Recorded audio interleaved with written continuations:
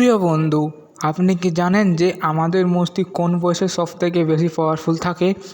আপনি কি কোনোদিন ভেবেছেন যারা ডিফেন্সে যায় তাদের বয়স কেন 17 থেকে 21 বছর পর্যন্ত হয়, আর যারা অফিসার তাদের বয়স কেন 21 থেকে 24 বছর বয়স পর্যন্ত? তো চলো এবার জেনে নেওয়া যাক। বিজ্ঞানের মতে কিশোর বয়স সবথেকে বেশি গুরুত্বপূর্ণ, কারণ এই বয়সে আমাদের ঠিক করা উচিত আমাদের জীবনে কী কী লক্ষ্য। কারণ কিশোর বয়সে মস্তিষ্ক খুব ভালো কাজ করে টানা 24 বছর পর্যন্ত। এই 24 বছর পর্যন্ত আমাদের মস্তিষ্ক খুবই পাওয়ারফুল থাকে, আর সেই পাওয়ারফুল অবস্থা আমাদের ব্রেনকে সঠিকভাবে ব্যবহার করা উচিত। কিন্তু আধুনিক বিজ্ঞান এটা প্রমাণ করেছে যে 24 বছর নয়, পুরো জীবনটাই মস্তিষ্ক পাওয়ারফুল থাকে। যারা আজ মহান মহান বিজ্ঞানী তাদের বয়স কিন্তু কম নয়। আর 24 বছর পর্যন্ত যদি ভালো কাজ করে, তবে আজ যারা মহান মহান বিজ্ঞানী তাদের আর মহান বিজ্ঞানী হওয়া হতো না। এই প্রসঙ্গে একটা কথা বলি, স্যার আইজ্যাক নিউটন যখন গ্র্যাভিটি আবিষ্কার করে তখন তার বয়স ছিল মাত্র 24 বছর। যাই হোক, এবার আসি আসল কথায়। যারা ডিফেন্সে যায় তাদের বয়স কেন 17 থেকে 24?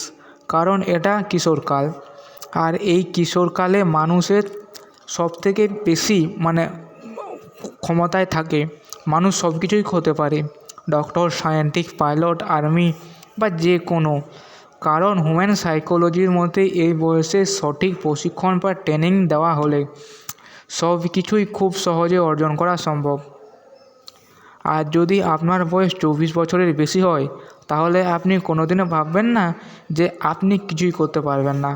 চেষ্টা করলে 30 বছর বয়সেও অনেক কিছু অর্জন করা যায়। তবে সবথেকে ভালো, সবথেকে বেস্ট 17 থেকে 24 বছরের মধ্যে। এই বয়সে যে কোনো কাজে সঠিকভাবে ট্রেনিং দেওয়া উচিত। সে যে কোনো কাজ হোক, খেলাধুলা, ছবি আঁকা, গান করা, পড়াশোনা, যে কোনো কাজ।